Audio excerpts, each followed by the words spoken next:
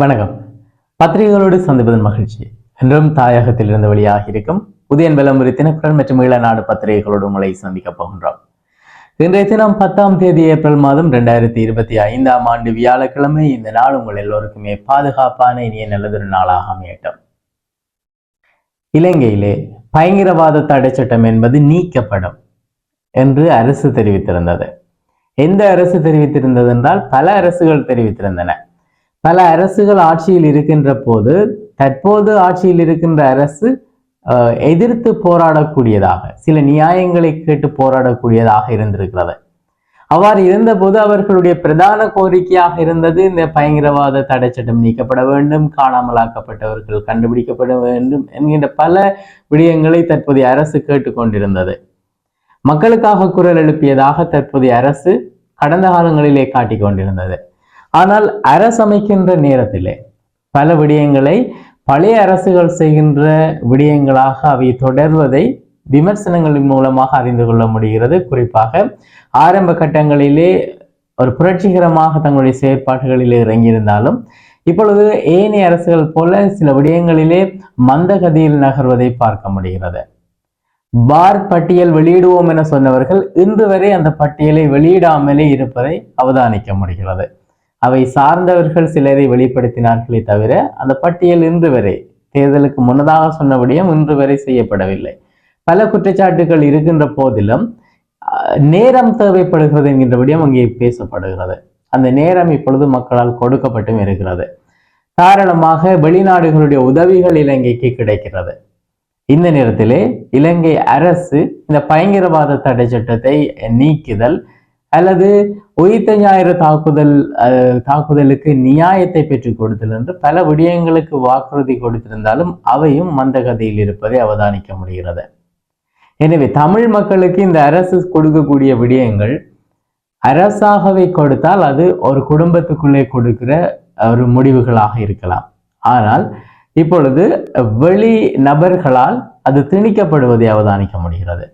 குறிப்பாக GSP plus சலுகையை பெறுவதற்காக இந்த பயங்கரவாத தடை சட்டத்தை நீக்க வேண்டிய தேவைக்குள் இப்பொழுது அரசு தள்ளப்படுகிறது. எனவே தமிழ் மக்கள் ஒன்றிணைந்து வாக்களித்த இந்த அரசு வெளி இடத்தில் இருந்து வரக்கூடிய அழுத்தத்தால், குறிப்பாக ஐரோப்பிய ஒன்றியம் திட்டவட்டமாக அறிவித்திருக்கக்கூடிய விடயத்தை இன்றைய பத்திரிகைகளிலே பார்க்க முடிகிறது.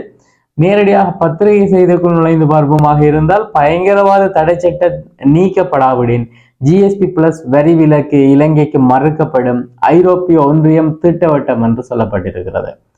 எனவே இது சார்ந்து இன்றைய பத்திரிகைகளிலே பிரதமருடைய குரலையும் பார்க்க முடிகிறது. காணாமலாக்கப்பட்டோருக்கு நிச்சயம் நீதி வழங்குவோம், மாகாண சபை தேர்தல் முடிந்ததும் புதிய அரசியல் அமைப்பு உருவாக்கப்படும், பயங்கரவாத தடை சட்டத்தை ஆராய குழு நியமிக்கப்படும் என்று பல விடயங்களை பிரதமர் ஹரணி அவர்கள் தெரிவித்திருக்கிறார்கள். எனவே இது அரசாக இந்த விடயத்தை செய்யுமாக இருந்திருந்தால் தமிழ் மக்களுக்கு பலத்த மகிழ்ச்சியும் பலத்த சந்தோஷத்தையும் பெற்றிருக்க முடியும்.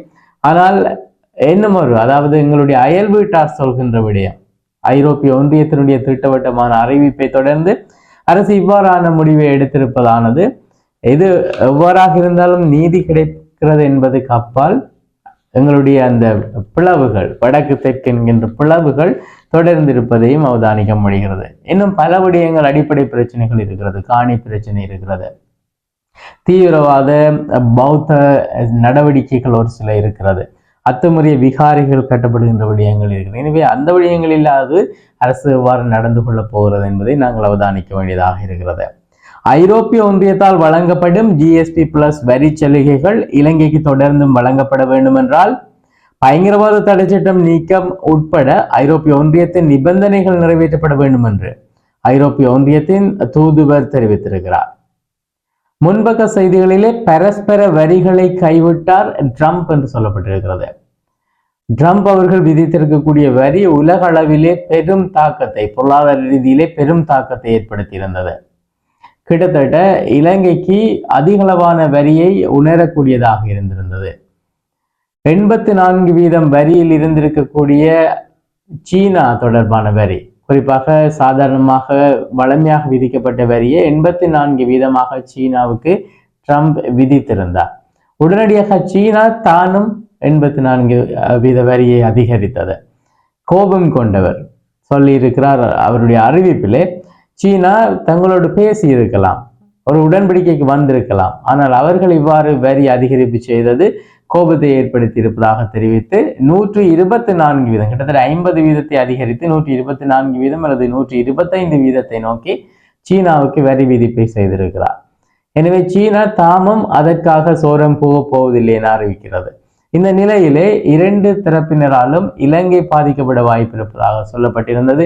அதற்காக இலங்கையிலே குழு அமைக்கப்பட்டிருந்தது. இப்பொழுது ட்ரம்ப் 80 நாடுகளுக்கு சாதாரணமான 10 வீதம் வரியை அறவிடுவதாக அறிவித்திருக்கிறார். ஆனால் சீனாவுக்கு தொடரும் என சொல்லியிருக்கிறார். 80 வீதமான நாடு, அந்த 80 வீதமான நாட்டுக்குள்ளே இலங்கை அடங்குமா என்பதுதான் இப்பொழுது கேள்வி. ட்ரம்பின் வர்த்தக போர் சர்வதேச கட்சி கூட்டத்துக்காக ஜனாதிபதி அனுர அழைப்பு என சொல்லப்பட்டிருக்கிறது. உலக நாடுகள் மீது அமெரிக்க அதிபர் டொனால்டு ட்ரம்ப் வர்த்தக போர் தொடுத்துள்ள நிலையில் அதனால் இலங்கைக்கு ஏற்படும் தாக்கங்கள் மற்றும் அதிலிருந்து மீள்வதற்குரிய வழிமுறைகள் தொடர்பிலே ஆராய்வதற்காக இன்று அனைத்து கட்சி கூட்டம் இடம்பெற இருப்பதான செய்தியாக அந்த செய்தி அமைய பெற்றிருக்கிறது. அமெரிக்க வரிகளால் பொருளாதார பேரழிவு ரணில் சுட்டிக்காட்டியிருக்கிறார். இதே நேரத்திலே சட்டவிரோத கடல் தொழிலால் 56,000 மீனவ குடும்பங்கள் வடக்கிலே பெரும் பாதிப்பு என்கின்ற விடயம் சொல்லப்பட்டிருக்கிறது. காணாமலாக்கப்பட்டோருக்கு நிச்சயம் நீதி வழங்குவோம் என்கின்ற செய்தி முன்பக்கத்தில் பதிவாகி இருக்கிறது. சோழர் இணைப்பு கட்டணங்களை வாடிக்கையாளர்களிடம் அறவிடக்கூடாது, பொது பயன்பாட்டு ஆணைக்குழு இலங்கை மின்சார சபைக்கு உத்தரவு வழங்கி இருக்கிறது. அவை சார்ந்த முந்தைய செய்திகளிலே விரிவாக பார்த்துவிட முடியும். தமிழர் பகுதிகளிலே சீனாவுக்கு இடமில்லை, செல்வம் எம்பி தெரிவித்திருக்கக்கூடிய விடயம் கிட்டத்தட்ட முழுமையாக இந்தியாவுக்கு ஆதரவாக அந்த கருத்து பதிவு செய்யப்பட்டதாக பார்க்க வேண்டியதாக இருக்கிறது. சோழர் இணைப்பு அனுமதிக்கு கட்டணம் அறவிடக்கூடாது என்பதை நாங்கள் விரிவாக பார்த்து விடலாம். சூரிய மின்கல புதிய இணைப்பு மற்றும் கட்டமைப்புக்கான நிறுவுதல் ஆகியவற்றுக்கு வாடிக்கையாளர்களிடமிருந்து கட்டணம் எதனையும் கோர முடியாதென இலங்கை பொது பயன்பாட்டு ஆணைக்குழு இலங்கை மின்சார சபைக்கு அறிவுறுத்தி இருப்பதாக அந்த செய்தியிலே சொல்லப்பட்டிருக்கிறது. எனவே அதிகளவாக இந்த சோழரை பொருத்துகின்ற போது இயற்கையுடான வளத்தினூடாக இலங்கை பெரும் நன்மை அடையும். எனவே அது ஊக்குவிக்கப்பட வேண்டும். இதனை பயன்படுத்தி மின்சார சபையில் இருக்கக்கூடிய ஒரு சில அதிகாரிகள் ஊழல் செய்வதாகவும் கடந்த காலங்களிலே செய்திகளிலே நாங்கள் படித்திருக்கிறோம். தமிழர்களின் பகுதிகளில் சீனாவுக்கு இடமில்லை என்கின்ற செல்வம் எம்பியினுடைய அறிவிப்பு மீண்டும் நாங்கள் ஒரு தடவை பார்த்து கொண்டு பாலியல் குற்றச்சாட்டு வேட்பாளர் கைதானார் என்கின்ற ஒரு செய்தி பார்க்க முடிகிறது. குறிப்பாக இப்பொழுது வேட்பாளர்கள் பலர் கைதாகின்ற விடயங்களை நாங்கள் அவதானிக்க முடிகிறது. அதே போல பல கைதுகள் தொடர்கதையாகவும் இருக்கிறது. அதே நேரத்திலே அம்பாந்தோட்டை நகரசபைக்கான தேர்தலிலே ஐக்கிய மக்கள் சக்தியின் வேட்பாளராக போட்டியிடும் ஒருவர் பாலியல் துன்புறுத்தல் குற்றச்சாட்டிலே கைது செய்யப்பட்டிருக்கிறார். கைது செய்யப்பட்டவர் அம்பாந்தோட்டை ஸ்ரீபோபுரம் பகுதியைச் சேர்ந்தவர். குறித்த பகுதியில் வசிக்கின்ற பெண் அம்பாந்தோட்டை போலீஸ் நிலையத்தில் செய்த முறைப்பாட்டுக்கு அமைய சிறுவர்கள் மற்றும் மகளிர் பணியக அதிகாரிகளால் சந்தேக நபர் கைது செய்யப்பட்டதாக அந்த செய்தியிலே சொல்லப்பட்டிருக்கிறது. அதே நேரத்திலே யாழ்ப்பாண மாவட்டத்திலே மேலும் 6 சபைகளுக்கு இன்று வாக்காளர் அட்டை என்கின்ற செய்திகள் பார்க்க முடிகிறது. வெள்ளியில் ஞாயிறு திருப்பாடுகள் இன்று என்கின்ற ஒரு செய்தி பார்க்க முடிகிறது. திருமறை கலாமன்றத்தால் அரை நூற்றாண்டை கடந்து வரலாற்று பாரம்பரியத்துடன் தொடர்ச்சியாக ஆண்டுதோறும் மேடையேற்றப்படுகின்ற வெள்ளியில் ஞாயிறு தவக்கால தியான ஆட்சிக்கு இன்று மேடையேற்றப்பட இருப்பதான விடயமாக அந்த செய்தி அமைய பெற்றிருக்கிறது. அளவுக்கு அதிக மாத்திரைகள் பெண் இறப்பு என்கின்ற விடயம் சொல்லப்பட்டிருக்கிறது. யாழ்ப்பாணம் கோப்பாய் பகுதியிலே தூக்கத்துக்காக அளவுக்கு அதிகமான மாத்திரைகளை உட்கொண்ட பெண் ஒருவர் உயிரிழந்திருக்கிறார். வைரவநாதன் கிருஷ்ணகுமாரி, அவருக்கு வயது 50 என்கிற பெண்ணை இவ்வாறு உயிரிழந்திருக்கிறார். நாவற்குழியிலே பாலியல் விடுதி 3 பெண்கள் கைது என்கின்ற செய்தி பார்க்க முடிகிறது. யாழ்ப்பாணம் நாவற்குழி பகுதியிலே இயங்கி வந்த பாலியல் விடுதி ஒன்று சுற்றி வளைக்கப்பட்டு 3 பெண்கள் உட்பட 4 கைது செய்யப்பட்டிருக்கிறார்கள். யாழ்ப்பாணம் மாவட்ட குற்றப்பிரிவு போலீசாருக்கு வழங்கப்பட்ட இரகசிய தகவல்களுக்கு அமையவே இவ்வாறு கைது நடவடிக்கை இடம்பெற்றிருக்கிறது. முச்சந்தி முரளியுடைய கருத்தை பார்க்கலாம். அந்த பக்கம் ட்ரம்பின் வரி, இந்த பக்கம் ஐரோப்பிய ஒன்றிய வெரிட்டல் என்று இலங்கை முழுசுது கண்டியலோ என முச்சந்தி முரளி கருத்து பதிவு செய்திருக்கிறார். இதே நேரத்தில் சீனாவினுடைய வரிகளும் மாற்றங்கள் ஏற்பட இருக்கிறது. எனவே அது அவ்வாறான விடயங்களும் இலங்கைக்கு தாக்கத்தை ஏற்படுத்தும் என்கின்ற விடயங்களையும் முச்சந்தி முரளி எதிர்காலத்திலே பேச போகிறார். மோசடியாளர்களை தண்டிக்க புதிய சட்டம் வழி ஏற்படுத்தப்படும். அமைச்சர் சுனில் ஹந்தனித்தி தெரிவித்திருக்கக்கூடிய விடயங்கள் தரப்பட்டிருக்கின்றன. அதே நேரத்தில் தமிழரசு கட்சியின் எம்பியை விமர்சிக்கின்ற பிமல் ரத்நாயக்க என்கின்ற ஒரு செய்தி அண்மையிலே பாராளுமன்ற அமர்வுகளிலே இடம்பெற்றிருக்கக்கூடிய விடயமாக அது அமைய பெற்றிருக்கிறது. கடந்த காலங்களிலே குறிப்பாக சாணக்கியன் அவர்களை பார்த்து பிமல் ரத்நாயக் அவர்கள் தெரிவித்திருந்தார், கடந்த காலங்களிலே மஹிந்த ராஜபக்ஷ தரப்பினருக்கு அத்தூதிய நீங்கள் இன்று எங்களிடம் கேள்வி கேட்கக்கூடாது என்கின்ற ரீதியிலே அவருடைய கருத்து அமைய பெற்றிருக்கிறது. அதாவது சாணக்கியன் என அங்கே பத்திரிகையிலே அடைப்புக்குறிக்குள்ளே குறிப்பிடப்பட்டு பல குற்றச்சாட்டுகள் முன்வைத்திருந்தேன். ரணில் விக்ரமசிங்கவிடமிருந்து பன்முகப்படுத்தப்பட்ட நிதியை பெற்றார் என்பது அதில் ஒரு குற்றச்சாட்டாகும். 2006, 7, 8, 2009 ஆகிய ஆண்டுகளிலே நாம் ராஜபக்சக்களுடன் இருக்கவில்லை. 2005 நாம் ராஜபக்ஷ ஆட்சியில் இருந்தாலும் அவர்கள் செய்த அட்டூழியங்களால் மோசடியான அந்த ஆட்சியில் இருந்து வெளியேறினோம். வடக்கையும் தெற்கையும் நாசமாக்கிய நபருடன் இணைந்து செயற்பட்டவர்தான் இவர் என சாணக்கியன் அவர்களை தெரிவிக்கப்பட்டிருக்கிறது. 2012-13களிலே ராஜபக்சக்களுடன் ஓட்டு கேட்டிருக்கிறார். பிள்ளையானின் மேடையிலும் இருந்திருக்கிறார். ராஜபக்ஷ அவதாரம் அவர். ரவிராஜ், கஜேந்திரகுமார் பொன்னம்பலம் போன்றவர்கள் சபாபிடத்தை அவமரியாதைக்கு உட்படுத்தவில்லை என்பதை நான் சுட்டிக்காட்டியிருந்தேன் எனவும் அவர் தெரிவித்திருக்கக்கூடிய விடயங்கள் தரப்பட்டிருக்கின்றன. அருவியாறு சுற்றுலா வலயம் குஞ்சு குளத்திலே திறந்து வைக்கப்பட்டிருக்கிறது. அவை சார்ந்த விடயங்கள் விரிவாக தரப்பட்டிருக்கின்றன. மேலும் ஆசிரியர்களுக்கு பற்றாக்குறை என்கின்ற நாடு முழுவதிலுமே இந்த பற்றாக்குறை இருப்பதாக சொல்லப்பட்டிருக்கிறது. மேலும் செய்திகள் பார்க்க முடிகிறது. பல செய்திகள் இன்றைய பத்திரிகைகளிலே முக்கியத்துவம் வாய்ந்த செய்திகளாக அமைய பெற்றிருக்கின்றன. தமிழ் கட்சிகளின் இணைவு சுமந்திரனாலேயே காணலானது கஜேந்திரகுமார் எம்பி தெரிவித்திருக்கிறார். கிட்டத்தட்ட கஜேந்திரகுமார் அவர்களுக்கும் திரு சுமந்திரன் அவர்களுக்கும் அதிகளவான போட்டிகள் கடந்த காலங்களில் இடம்பெற்றவை. 22 பாராளுமன்ற உறுப்பினர்களாக இருந்து அதிலே 3 முதலாவதாக வெளியேறியிருந்தது. அது கஜேந்திரகுமார் அவர்களால் நிகழ்ந்தது. எனவே 2 தரப்பினரும் இந்த 22 என்பதை குழப்பியதற்கு காரணமானவர்களாகவே இருக்கிறார்கள். எனவே மேலும் செய்திகளில் வலம்புரி பத்திரிகையை பார்த்து நகரலாம். காணாமலாக்கப்பட்ட உறவுகளுக்கு நீதி கிடைக்கும், பாராளுமன்றத்திலே பிரதமர் ஹரணி உறுதியளித்திருக்கிறார். வலிந்து காணாமலாக்கப்பட்ட சம்பவங்கள் தொடர்பான விசாரணைகள் முன்னெடுக்கப்பட்டு வருவதாகவும் இதனால் பாதிக்கப்பட்டவர்களுக்கு நீதி கிடைக்க வேண்டும் என்பதிலே அரசாங்கம் உறுதியாக உள்ளதாகவும் பாராளுமன்றத்திலே பிரதமர் ஹரணி அமரசூரிய தெரிவித்திருக்கிறார்.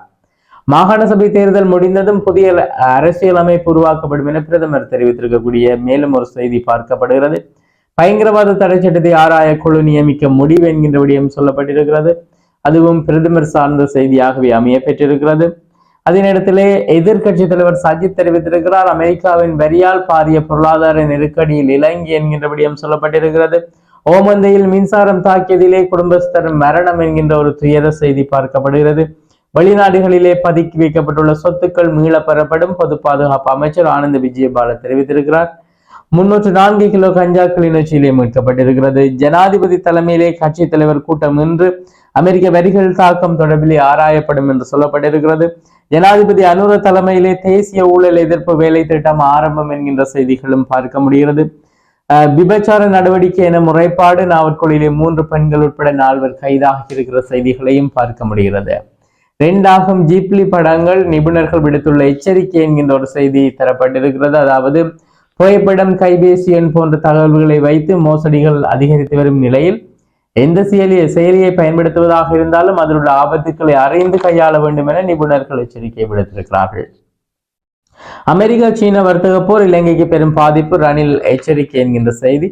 கட்சி தலைவர்களுக்கான கூட்டத்துக்கு ஜனாதிபதி அழைப்பு விடுத்திருக்கின்ற விடயம். நாடு திரும்பும் பசில் ராஜபக்ஷ நேற்றைய தினமும் அந்த விடயம் தொடர்பாக பேசியிருக்கிறோம். பல செய்திகளை பார்க்க முடிகிறது. தொண்டமனாறு வழிக்கலை நிறுவனத்தால் நடத்தப்பட்ட மாணவர்கள் கௌரவிப்பு தொடர்பான புகைப்படத்தோடு கூடிய செய்திகளும் பார்க்க முடிகிறது. மேலும் செய்திகளிலே ஜூலி சஜித் சந்திப்பு என்கின்ற செய்திகள், அதே நேரத்திலே மோடியை சந்தித்தார் நாமல் ராஜபக்ஷ என்கின்ற செய்திகளும் பார்க்கப்படுகிறது. அரசு அதிகாரிகள் நேர்மையாக செயற்பட்டால் அரசியல்வாதிகளால் கொள்ளையிட முடியாது, முன்னாள் அமைச்சர் அலி சப்ரி சாட்டை என்கின்ற விடயம் சொல்லப்பட்டிருக்கிறது. அதே நேரத்திலே அமெரிக்க வரி தொடர்பிலே உசார் நிலையில் உலக நாடுகள், மந்தகதியில் இலங்கை அரசாங்கத்தின் அசம்பந்த போக்கை சாடுகிறார் நாமல் எம்பி என்கின்ற விடயங்களும் சொல்லப்பட்டிருக்கின்றன. இவை இன்றைய வலம்புரி பத்திரிகையின் முக்கியமான செய்திகள். தொடர்ந்து ஈழநாடு பத்திரிகையின் தலைப்பு செய்தி, ஜனாதிபதி தலைமையிலே இன்று சர்வகட்சி மாநாடு, அமெரிக்க வரி விதிப்பு குறித்து ஆராய்வதற்கென சொல்லப்பட்டிருக்கிறது. மேலும் அமெரிக்க வரியை ஒரே நாளிலே நீக்க செய்திருப்பார் ரணில், கூறுகிறார் ராஜித சேனாரட்ன என்கின்ற விடயம் சொல்லப்பட்டிருக்கிறது.